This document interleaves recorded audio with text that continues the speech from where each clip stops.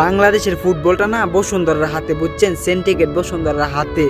আরে ভাই সমিত 27 ঘন্টা জার্নি করে আইয়া কত দুর্দান্ত খেলছে লাস্টে নেইমা। তবে শামিদ শম, ফাহমিদুল, জায়ান, হামজা চৌধুরী তাদেরকে যদি ফার্স্ট টাইম লিস্টে লাগতো তাহলে কি কোনো ক্ষতি হয়ে যাইতো? ভাই বাংলাদেশের এই যে টিমমেট এবং কি যেই বিসিবি আছে এইগুলো সব কিছু হারামি, বুঝছেন, এইগুলো কুত্তার বাচ্চা। আমাদের বাংলাদেশের যারা সমর্থক আছে আমাদেরকে মনে করেন যে খালি কান্না, দিন শেষে খালি কান্নাই দেওয়া হয়, বুঝছেন।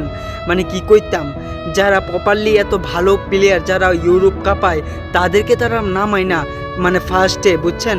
যারা বসুন্ধরায় যে বেঞ্চ গরম করা এই যে যেই পোলাপা করে তারা এই যে চান্স দেয় ফার্স্ট 11-এ, মানে কি কইতাম ভাই।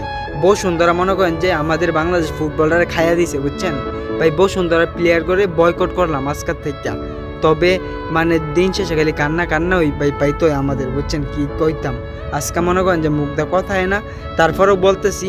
তবে ফাহমিদুল ইসলাম, শামিদ শম এবং কি জায়ান তারা অসাধারণ প্লেয়ার, এবং কি হামজা চৌধুরীর কান্না দেখে খুব খারাপ লাগছে।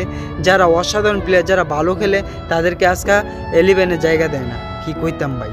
সবখানে ভাই দুর্নীতিবাজ সিন্ডিকেট, বুঝছেন। সিন্ডিকেট মারানি পোলারা কবে ধ্বংস হবে আল্লাহই জানে। তবে কাবরেরারে অবশ্যই পদত্যাগ চাই এবং কি সিন্ডিকেট মুক্ত বাংলাদেশের ফুটবল চাই।